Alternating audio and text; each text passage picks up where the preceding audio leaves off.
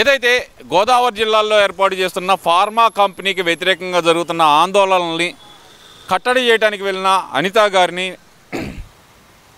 అక్కడ నిరసన తెలిపారు వాళ్ళు. అక్కడ రైతులు వాళ్ళకి సర్ది చెప్పి ఈ సమస్య పరిష్కారం అయ్యేదాకా అక్కడ ఫార్మా కంపెనీ పనులు ఆగిపోతాయని చెప్పిన తర్వాత నిరసన వాళ్ళు విరమించడం అయితే జరిగింది. కానీ ఒక సెక్షన్ ఆఫ్ మీడియా, కొంతమంది విశ్లేషకులు మాత్రం ప్రజలు తిరగబడుతున్నారు కూటమి ఎమ్మెల్యేల మీద, వాళ్ళ దోపిడీల మీద అంటూ ప్రచారం చేస్తున్నారు. అసలు దీన్ని ఎలా చూడాలంటారు? ఈ సాక్షి పేపర్లో వీళ్ళు మాట్లాడేదాని గురించి ఇలాంటి అసెంబ్లీకి వెళ్ళి మాట్లాడరు. 11 మంది ఎమ్మెల్యేలు ఉన్నా అక్కడ మాట్లాడాలి. ఏదన్నా ఉంటే సబ్జెక్ట్ ఉంటే సబ్జెక్టుల విషయాలను బయట పేపర్లుగానో వీడియోల్లోనో యూట్యూబ్ ఛానల్లో మేము మాట్లాడితే ఉపయోగం ఏముంది? ఆడ ప్రజలు పొలాలు ఎవరికైనా రైతుకి కన్న తల్లి తర్వాత భూమిని ఎక్కువగా ప్రేమించేవాడు రైతు. వాళ్ళు భూములు పోతాయి ఫార్మా కంపెనీలు వస్తాయని చెప్పి వాళ్ళకి తెలియని ఒక ఆందోళన ఏర్పడింది. ఎందుకంటే వామ్ము ఇది పోతుంది అని. అది ఇస్తే అక్కడ స్థానికంగా ఉద్యోగాలు వస్తాయి అనేది కానీ ఆ భూమికి వాల్యుయేషన్ పెరుగుతుంది అనేది తెలియకుండా ఇలాంటి వాళ్ళు ఏం చేస్తారంటే కొంతమంది ప్రేక్ ప్రచారం చేస్తారు. ఎందుకంటే ఒక బురద చల్లడానికి. అలాంటి కార్యక్రమాలను అడ్డుకట్ట వేసింది హోమ్ మినిస్టర్ గారు. దాన్ని వీళ్ళు పూచిగా చూపించి అన్యాయం జరుగుతుంది, అన్యాయం జరిగినప్పుడు నువ్వు బయటకు వచ్చి మాట్లాడు రైతుల తరపున. అసలు ఆలు లేదు పోలు లేదు కొడుకు పేరు సోంగలేమన్నోటి నీకెందుకు రా బాధ? అది వీళ్ళకి ఎందుకు నొప్పి? అది అభివృద్ధి చెందుతుంటే వీళ్ళు ముందు వార్చలేకనండి. ఇవన్నీ ఏం లేదు, అభివృద్ధి జరుగుతుంది, మనం చేయలేకపోయాం. వాళ్ళు చేయటం ఎందుకు? వాళ్ళు చేస్తే వాళ్ళకి పేరు వస్తుంది, మనకి మళ్ళీ భవిష్యత్తులో మనకి రాజకీయ జీవితం ఉండదని చెప్పి ఒక ఆందోళనలో వీళ్ళు ఉండి అట్లా ప్రచారం చేస్తున్నారు.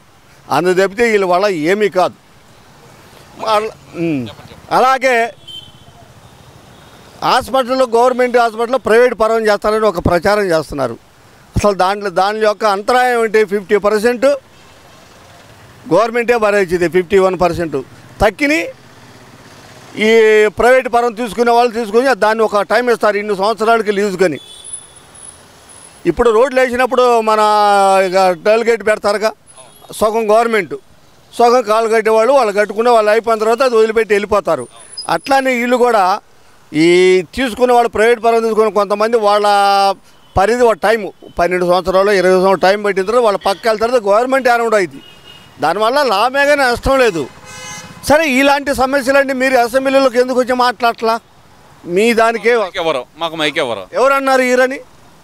మైకి పోతే అక్కడే ధర్నా చేయబోయి. నువ్వు ఇప్పుడు శాసన మండలంలో ఎందుకు ఎగురుతున్నారు? 20 మంది ఉన్నారని ఓరక 4 ఖండాలు వేసుకుని డుమ్ము అని అక్కడ 20 మంది ఉన్నారనా?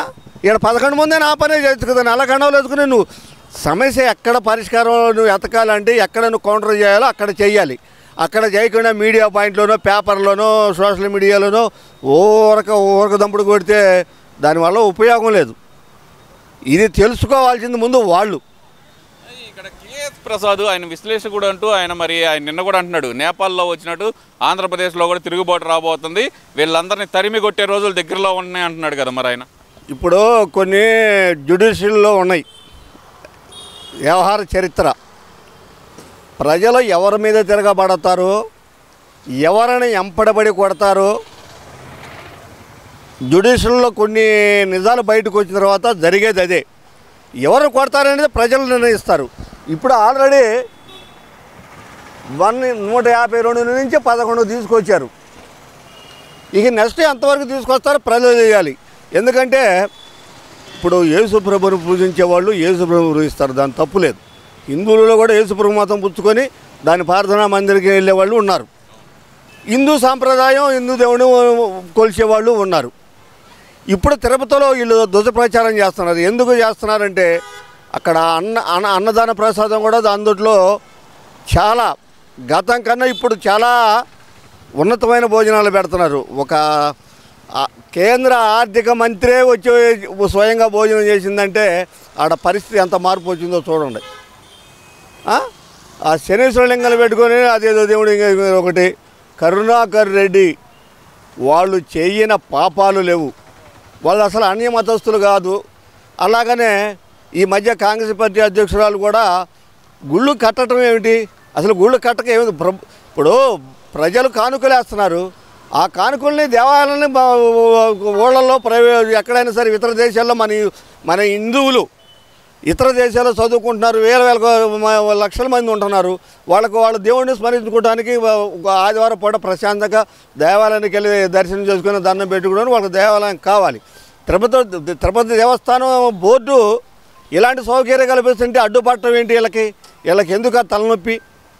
వీళ్ళేమన్నా అమ్మవారి గుడి ఏమన్నా సింహ విగ్రహాలు దొంగతనం చేశారు, కనకదుర్గం విగ్రహాలు. అక్కడేమన్నా రథం తగలబెట్టారు, అక్కడేమన్నా ఆంజనేయ స్వామి తలకాయ కోసారు. వీళ్ళు మాట్లాడతారా హిందూ ధర్మం గురించి? హిందూ మనోభావాలు దెబ్బతీస్తుంది. అందరూ ప్రజలు ఎవరెవరో తెలుసు. ఇప్పుడు అసలు ధనంగా ఈ యేసు మతం అనేది మన హిందూ మన ఇండియా సాంప్రదాయం కాదు, మా భారతదేశ సాంప్రదాయం కాదు, అది ఇతర దేశాల నుంచి వచ్చిన సాంప్రదాయం. దాన్ని గౌరవించుకోవాలి, తప్పు కాదు. దాన్ని మూల సూత్రం చెబుతున్నా. అసలు ఎస్సీలు మాదిగలు, అదే మాలా మాదిగలు అసలు ముందు గ్రామ దేవతల కొలుపులు కొలిచేది ఎవరండి? జనరల్గా పోతురాజు అంటే వాళ్ళేగా. వాళ్ళు మొక్కుబడి, వాళ్ళ పొంగలు, వాళ్ళ తప్పెడితో లేనిది అసలు హిందూ ధర్మానికే సున్నా. అలాంటి వాళ్ళు ఏదో వాళ్ళ ఆర్థిక పరిస్థితులను బట్టి అప్పుడు ఆ మతం వాళ్ళు ఏదో కొంచెం బియ్యమో గృహాలు ఏయో కొన్ని ఆర్థిక పరమైనటువంటి సహాయం అందించడం బట్టి వీళ్ళు ఆ మతంలో చేరారు.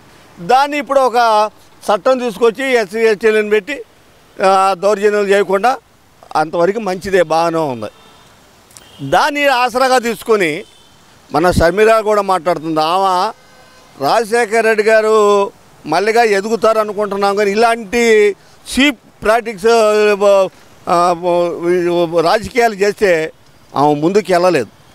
ఇవన్నీ ఓకెత్తండి. ప్రధానంగా చూసుకుంటే కనుక ఎందుకని ఇప్పుడు అసెంబ్లీకి రాకుండా బయట ఉండి మాత్రమే ఇలా ఎందుకు ప్రశ్నిస్తున్నారు అనుకోవచ్చు అంటారు. మరి జగన్మోహన్ రెడ్డి పదే చెప్తున్నారు, నేను అందరినీ గౌరవిస్తాను, అందరి దేవతలను గౌరవిస్తాను అన్న వ్యక్తి ఇప్పుడు దుర్గమ్మ దగ్గరికి వచ్చి ఎందుకని దర్శనం చేసుకోలేదంటారు. అసలుకి రెగ్యులర్గా వచ్చే జగన్మోహన్ రెడ్డి అసలు ఈ వారం తాడేపల్లి కూడా రావటం మానేశారు, ఎందువల్ల అనుకోవాలంటారు?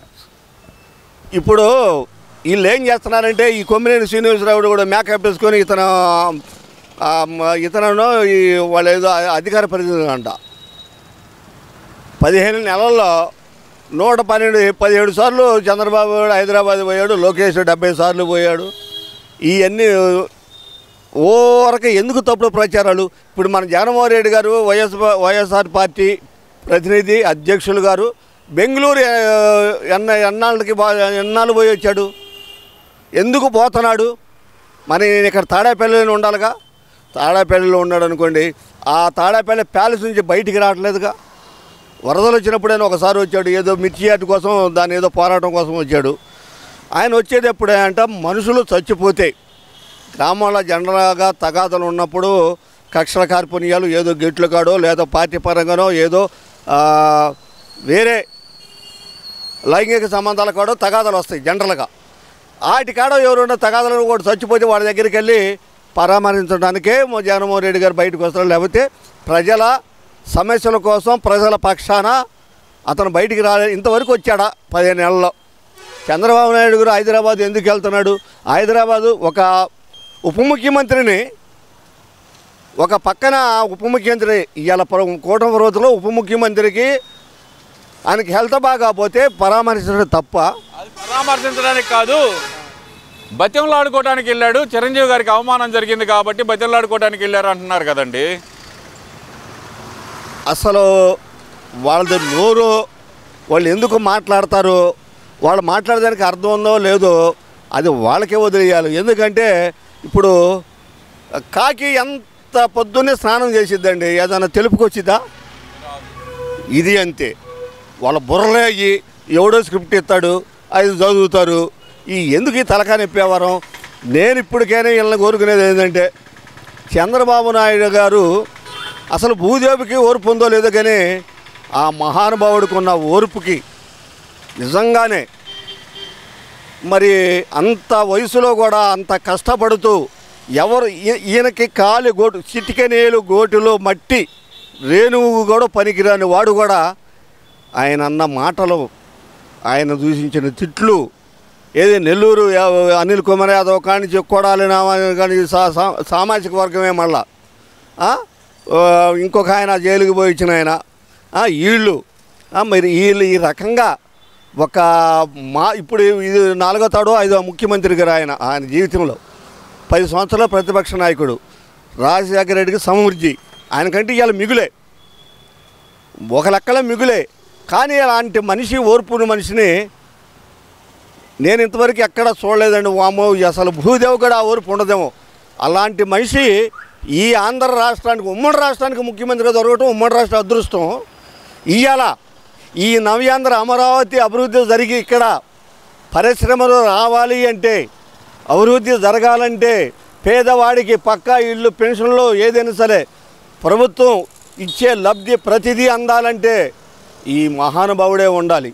దానికి ఇప్పుడు మన అధికార పార్టీ కూటమి ఎమ్మెల్యేలు ఎవరు నోటికొచ్చినట్లు వాళ్ళు కొంచెం అంటే జనంలో ఇనికిడి.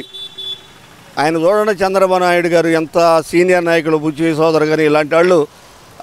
ఇప్పుడు లోకేష్ గారిని పప్పు అన్నారు. ఆయన ఇలా ఎక్కడికి వెళ్ళాడు? తండ్రి దగ్గరికి, తండ్రి తలకాయ ఎత్తుపోయినా తండ్రి భుజాల కాడికి వచ్చాడు. ఈ 5 సంవత్సరంలో తండ్రి తలకాయ అంత హైట్కి వెళ్ళిపోతాడు రాజకీయ పరంగా. ప్రజలకు ఏం చేయాలో అలా ఎదగాలే కానీ ఏదో మనకు మైక్ ఇచ్చారని మాట్లాడడం కూడా. ఇప్పుడు వైఎస్ఆర్ పార్టీకి 42% ఓటింగ్ ఉందండి. ఇది మనం అది కూటమి ప్రభుత్వం గుర్తుపెట్టుకోవాలి. 42% ఓటింగ్ జరిగిందమన్నా. ఏదో మనకు 165 సీట్లు వచ్చినాయి అని కనుక ఇప్పుడు ఒక్క చంద్రబాబు నాయుడు లేకోసో పవన్ కళ్యాణ్ కష్టపడుతున్నది. ఇది ఉమ్మడి కుటుంబం, కొంతమంది ఉండరు. ఇలా కనుక మీరు చేసుకుంటూ పోతే ముందు మాకు పార్టీ ముఖ్యమండి. తెలుగుదేశం పార్టీ వ్యవస్థ నందమూరి తారక రామారావు గారు పెట్టిన పార్టీని కాపాడుతుంది చంద్రబాబు నాయుడు గారు. ఆయన లేకపోతే ఇలా పార్టీ లేదు. ఆ సన్నాసి ఉండడం మూలకన ఎడిపోయేదో. ఆ మహానుభావుడు మామూలు కట్టగట్ల పోలవరం డ్యామ్ కనుక ఇదేదో డయల్ ఫామ్ వాళ్ళు ఎట్ట కడుతున్నాడో అట్ట కట్టబెట్టి అది శకుని ఆ సెకండ్కి అది కట్టబెట్టి ఇలా పార్టీ బతికింది. ప్రజలకు ఇన్ని సంక్షేమ కార్యక్రమాలు అందించడానికి నాంది పలికింది. దీన్ని గుర్తుపెట్టుకొని కూటమి వాళ్ళు ఎవరైనా సరే అధికారం రావడం దర్పం 5 సంవత్సరాలు ప్రజలు అంతమే తీర్పు ఇచ్చేది ప్రజలు.